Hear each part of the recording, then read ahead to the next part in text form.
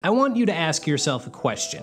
Say there's a character in a popular anime, one who is built up as the big bad of that series over hundreds of episodes. That character has influenced events for centuries, has complex relationships with some of the show's most important characters, and just because they had nothing better to do, decided to create an entire empire that no one else knew about. So the question is this: why doesn't anyone talk about this character?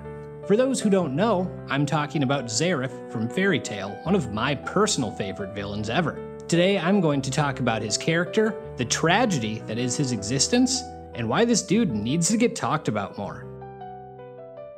Zeref's story began hundreds of years before the main story of Fairy Tail takes place. Due to a dragon invasion in his youth, Zeref's parents and brother were killed. In his grief, he chose to become a student at a respected magical academy, where his goal was to learn how magic was connected to life and death, so he could revive his brother. As he dove into practicing magic outside the bounds of what was allowed, he was cursed by God, and this God, well, let's just say he's a douche. That curse is the curse of contradiction and goes like this: the more you value life, the more you will inadvertently take it via an uncontrollable magic miasma that emits from him and destroys everything in its path. Only when you can no longer value life will you be able to control that power. Therein lies the contradiction. To save life, you can't care for it. After that, he enters these states where he is constantly forgetting and remembering the value of life. Without the curse, he could have gone on to do amazing things and brought tremendous good to the world of Fairy Tail. As you can probably tell, that's not what happens. Oh, and I forgot to mention one small detail about that curse. It comes with immortality, meaning he has to live with all the death he creates and the guilt that comes with it, which leads to him wanting to die for all the atrocities he commits. But he can't. An immortal who craves death, again, a contradiction. As time goes on, he dives into all sorts of dark magic, creating demons, attending ditty parties, all to find a way to end his existence. The accomplishments he achieves in doing so give him a reputation as the most infamous wizard the world has ever seen. He's even recognized by another title, the Black Wizard. No more whiteout parties for him. Despite his legendary status, at some point in history, he mysteriously disappeared.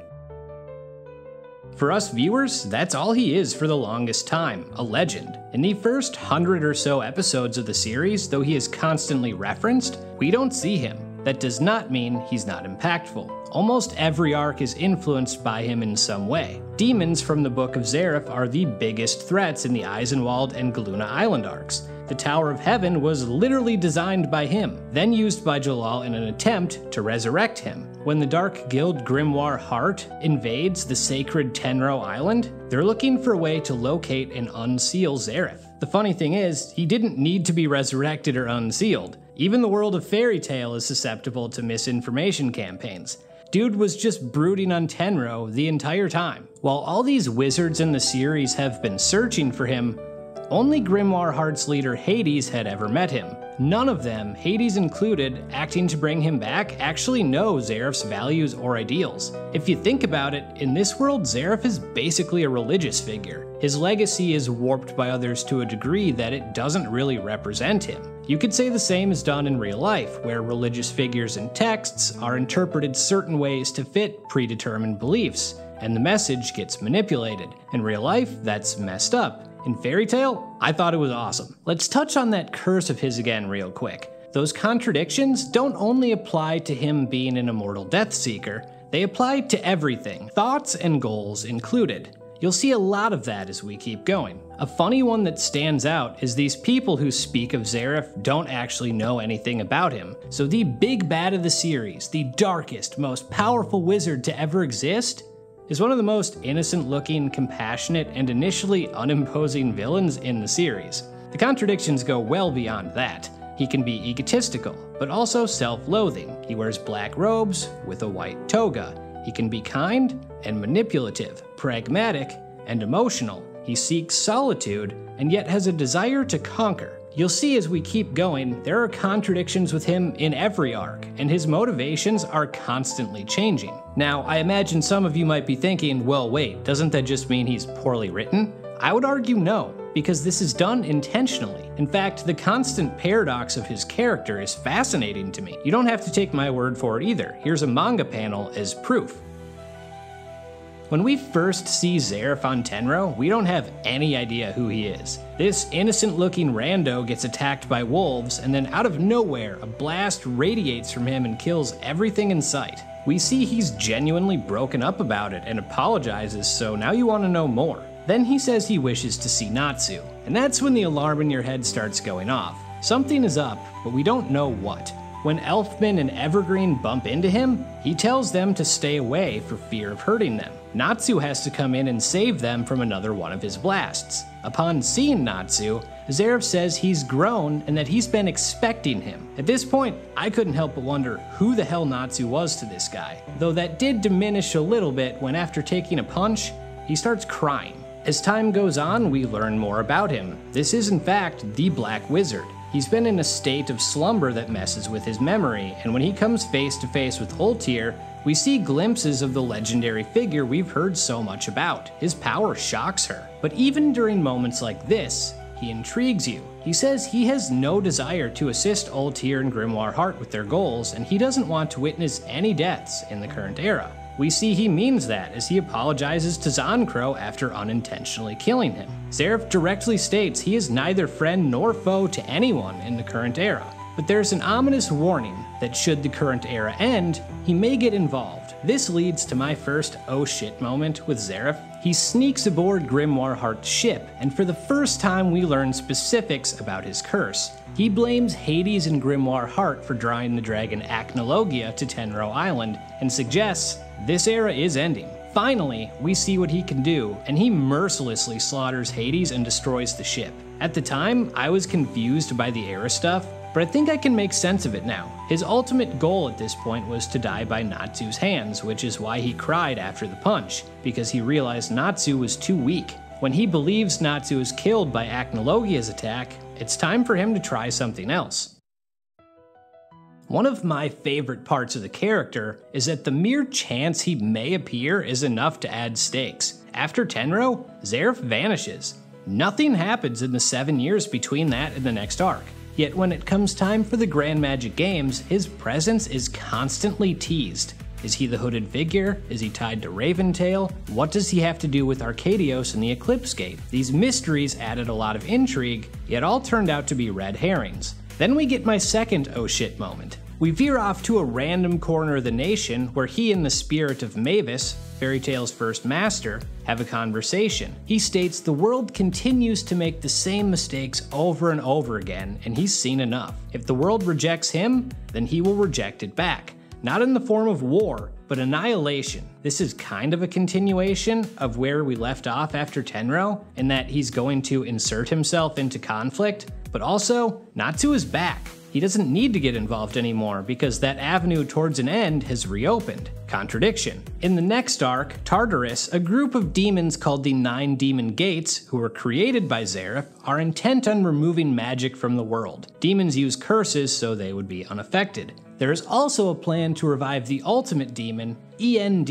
Not that it's needed, this is by far the darkest arc in Fairy Tail, but once again, the threat of Zeref creates a lot of tension. Tartarus has the highest stakes in the series, which is cool, because though I'm not the first to point this out, each one of the 9 Demon Gates represents a different part of Zeref. Kyoka represents detachment towards valuing life. Tempester has issues with his memory. Margir is defined by his ego. Jackal destroys everything in his path. Keys is quite literally the personification of death. Silver represents a desire for death. Sayla mimics his quest for knowledge. Easel, his desire for battle. Torafuzar, patience and pragmatism. And Franmalth, cold, calculating, and manipulative. Another curious bit is early in the series, demons like Lullaby and Deliora are monstrous creatures, But as he perfects his craft, Zeref's creations look more and more human. The most powerful demons are Mardgeir and END, and they look human. Then when we get to the Spriggan 12, those are primarily human. To me, it symbolizes that he views humanity as the pinnacle of strength, which is ironic because his goal is to wipe it out. Anyway, right when you think Tartarus is going to be like the Grand Magic Games, Zeref does appear. He pops up out of nowhere, eliminates Mardgeir, and steals the Book of END, and we're left with a lot of questions. Zeref said a new era had come after Tenro, he threatened annihilation after the Grand Magic Games, and yet nothing happened. Why? Because his goals are constantly in flux. First, it was a desire for Natsu to end him. See what I did there? Then it was rejecting the world. And now it's back to Natsu killing him. Or is it? Maybe it's a combination of all of them. I'm not even sure he knows. What we do know is his appearance served as a tease for what's coming next. And what's coming next is annihilation.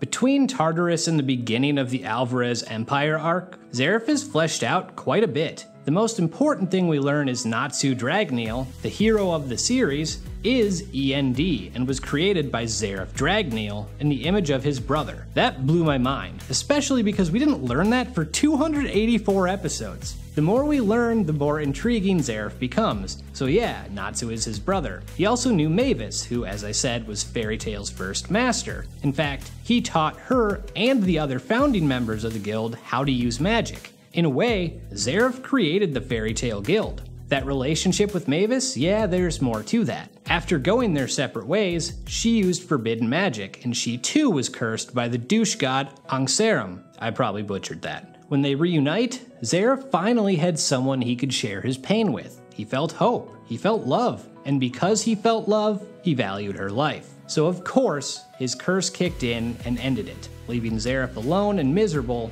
once again. To me, he's a cautionary tale, a man under terrible circumstances, with good intentions, and a tremendous amount of willpower, was cursed for his efforts and slowly descended into a madness that neither he nor I can really explain. In trying to bring back his family, he created the R system and the Eclipse, two devices so important they received their own arcs, and they weren't enough. Because he had nothing to live for, he created the Aetherius, with each demon being more powerful than the last. He even created a secret empire.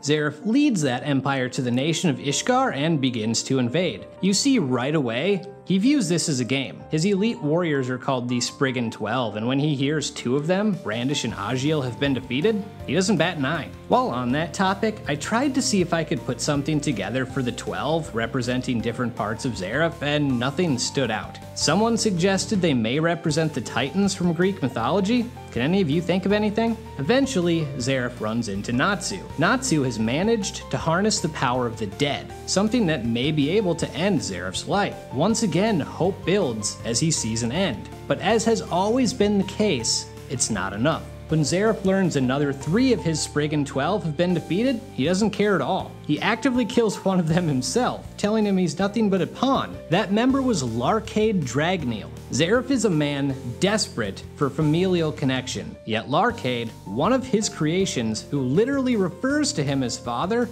is thoughtlessly killed. He is so disinterested in those around him that he doesn't even realize that another member of the 12, August, is his son. A son he had with Mavis, one of the few people he does give a shit about. But is that really surprising? Wouldn't you expect a guy who had been through so much, spanning hundreds of years, to start losing it? Put yourself in that situation. How would you handle it? Of course he was going to start viewing the world as a game, because that's all it could be. A life without stakes is a game. Let's not forget that his mind is being infected too. This is a guy who wanted to spend time with his brother, but also wanted his brother to kill him. He wanted to save humanity, and also to end it. He created demons to end his life, but instead they ended the lives of countless others. Again, I ask, how would you handle a situation where your mind worked like this? Yet when he reunites with Mavis, who had been resurrected, we see he still has compassion. She holds within her the fairy heart, an unlimited source of magic, and one he needs to accomplish his 69th different goal: to start from scratch, sending the world back to a time before he had received his curse. Despite being the one to give the orders to have it extracted from her, you can tell he's hurt seeing her in pain. The fact that he maintained any compassion at all is a minor miracle. If you've come this far, you're probably aware, despite incorporating the fairy heart into his being, he's defeated by Natsu. The fallen Zeref is approached by Mavis, who is conflicted in her feelings. She tells Zeref she despises him, and also that she loves him. More contradictions. Before, he had thought he could spend forever with her. He had even mentioned they could build an empire together, which, he did. But unfortunately for him, due to his centuries of solitude, he cherished Mavis more than she did him. So despite sharing a curse, his was more powerful and took her from him. It wasn't until this moment, when Mavis has had more time in suffering herself, that she could cherish him equally. They share an embrace, and their curses activate, ending their lives together. Poetically, Zeref was only able to die when someone desperately wanted him to live. While the arc itself had plenty of flaws, the ending for his character was beautiful. Some of these things are why I think the writing in Fairy Tail is slept on. Another quick example, August was never embraced by his father, and his only weakness was physical touch. What makes Zeref's story beautiful is the one thing that gave him what he desired was something he never intended to create in the first place. The Fairy Tail Guild. Hopefully after watching this video, you'll appreciate the character more, and maybe someday, he'll start getting the recognition he deserves and no longer be forgotten. With that, I'm out.